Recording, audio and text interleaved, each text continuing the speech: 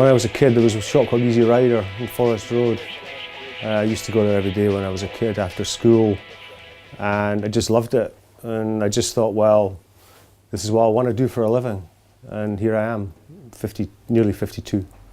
Hogshead Music was started in 1993 by John Edwards after he left Vinyl Villains, which is in Elm Row and Leith. And then I started in '96 and took over the ownership when John retired in 2010. Well, back in the day, in the 1990s, there's always a social aspect to the shop. People came in because they felt comfortable. We were never really the hippest shop in the world, but we tried to really have an unpretentious vibe for most people. And generally, I think our role is still the same, but I don't think most people need it as much anymore, because with downloads and everything of that ilk, everybody's doing it from home, and we're not needed anymore. Sad but true. You could write a thesis on it, but even people order pub food and they get it delivered to their home. I think it's something across the board. You know, everybody's just doing everything from home. Whereas I was just trying to accentuate the fact that there was a social aspect to what we did. Again, unpretentious vibe. We did all kinds of music. I don't really know if I can say it any better than that.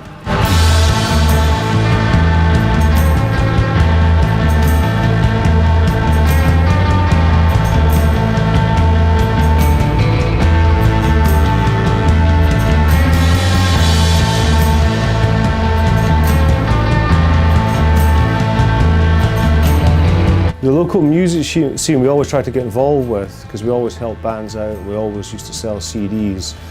I think it's still quite vibrant. In Edinburgh it's quite underground, but as far as I can see, because one of our members of staff is very involved in it. Everybody seems to, in the metal scene, help each other out, but it's very below the surface, you know, it's underground. I've had to learn a lot, because I was one of those typical guys who was just so much into the music that the business side of it, really in the early days, I wasn't really interested. But sadly, well, not sadly, I had to learn it. You know, I learned the books, and thanks to John Edwards, who started this place, he was good at business, and he taught me that side of things. So I was able to balance it. But my love for, you know, the music side of things, I mean, I'd played in bands, I'd done all these things, was what drove me. And it's, you know, even after all these years, my love of the music's not diminished. But yeah, the business side of things, I had to learn it. I think a lot of people I've spoken to over the years, it is a dream job. And for most people that are nuts on music, it's second to being successful as a musician. Probably the misconception most people have is just this idea that you just sit around and listen to records all day, which would be lovely. But obviously there's a lot more to that.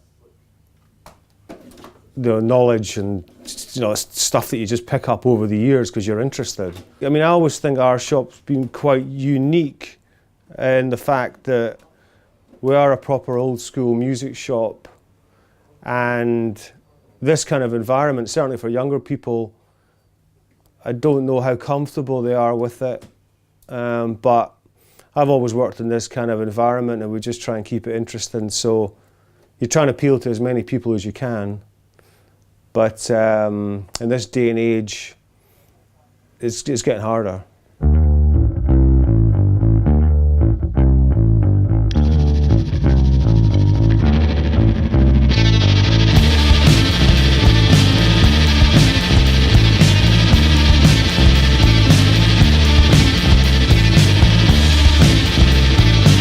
Well, over the years, when we started in '93, it was all second-hand for years and years and years. Only, to be honest with you, in the last couple of years or so, we introduced more new product.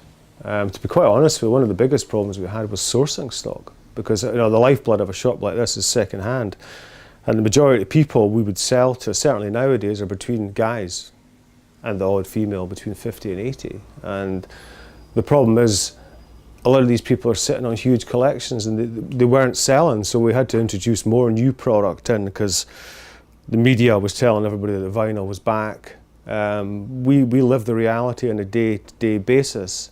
That might be true about London, certainly places like Rough Trade. So it's still probably 80% second-hand, 20% new.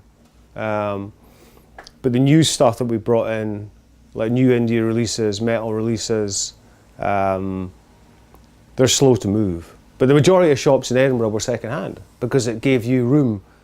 You know, it gave you a better margin. It also gave you more room because the days of buying in CDs from a wholesaler at 10 quid and selling them for 12 quid, that's why so many shops went down.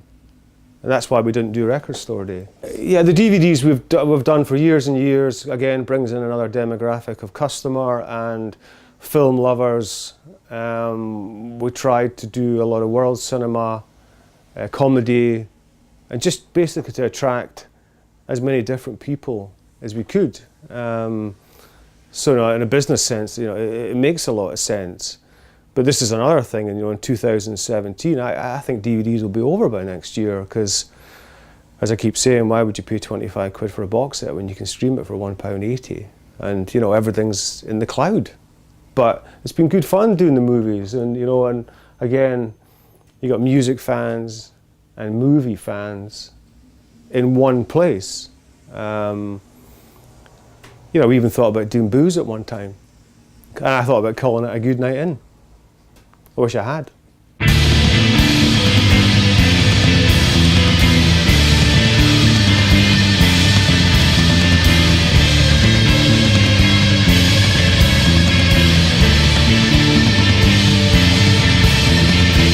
When I went to record shops when I was a kid, most of the people that ran them were just rude, snobby bastards. Like, you know, you're not buying that, are you? And you know, I worked in music shops, I sold guitars, and I fought against that attitude, and that's why we've always had an unpretentious attitude in here. I hate that crap, you know, because in 1993 there was no room for it. We tried not to be judgmental because there was really no place for it. And you know, as Lemmy said, there's good and bad in every genre, and that's the same now. I mean, the only difference now is there's just so much of everything. The choice is just mind-blowing, and I think that's half the problem with downloads. I think it's devalued everything essentially because you got the keys to the sweetie shop and you can't see the wood for the trees, whereas an LP or something like that focuses your attention and you get the full value from it rather than getting a wee bit of this and a wee bit of that. And I think that's why my generation specifically, and maybe the one before, that's why music meant so much to us. We bought it with our own cash. You know, records were expensive in the early 70s, late 70s. That's why second-hand record shops were a great thing. Our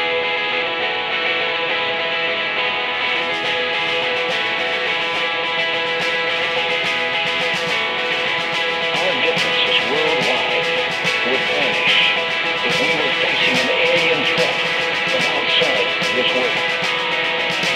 And yet, I ask you, is not an alien force already among us?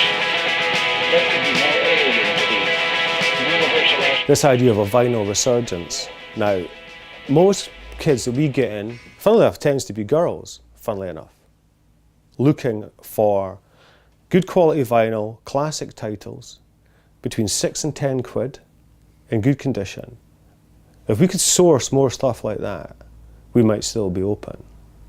The majority of kids or younger people don't have 25 quid to spend on a record. It's a luxury item. The people that are buying those are men between 50 and 80 who are replacing stuff.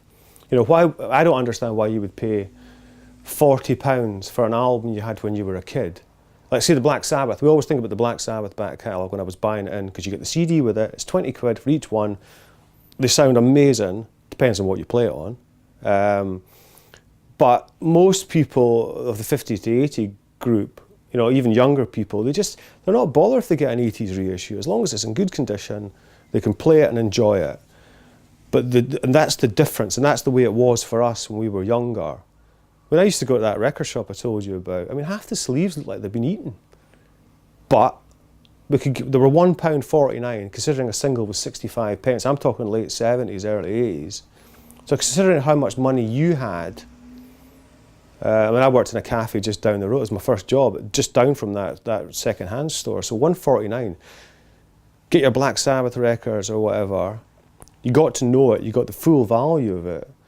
But in relation to other younger people's priorities now, particularly in a university town, the rents are crazy.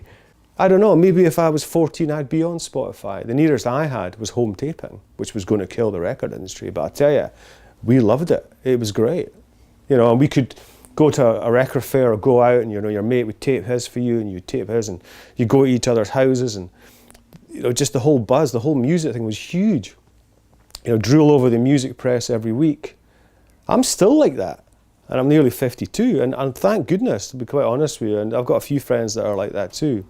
It was never about investment. It wasn't anything to do with antiques, it was nothing to do with any of that, but it's become that kind of, I've got it, you haven't. Now, we've all got things in our collection that we're proud of and we love, I certainly do, but I think there's this kind of record store day thing, which, to be quite honest with you, this idea of creating a limited edition, it's not new. They did it in the 80s with Iron Maiden releasing 6 different formats. And, you know, when we were kids, we loved it. It was great. You went to buy one single and, you know, and you'd have your first job and you'd spent like 10 quid and you had like 4 different formats, live tracks, bonus tracks. But now it's, you know, albums that you loved, like say, you know, like one of my favourite albums, Lust for Life, it's now out, you know, blue vinyl, green vinyl, you know, it's like, I know a lot of people get into that, I don't understand it. You know, I just want a good quality copy of the record, and that's what it's all about to me, but it's all become a bit kind of what I would call Charlie and the Chocolate Factory. It's a bit kind of like, you know, I've got the green one and the blue one, and that's how the industry is trying to sell product.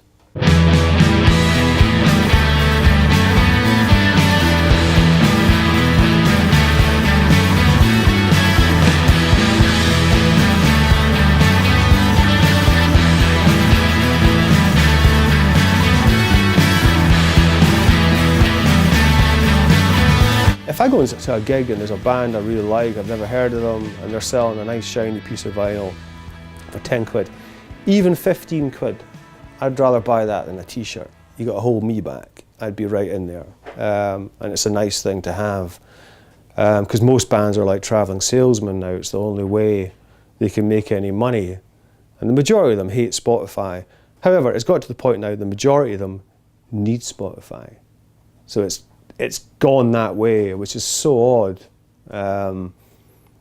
So they don't, you know, and they don't need us to promote their stuff in here. The public don't really know what they want half the time.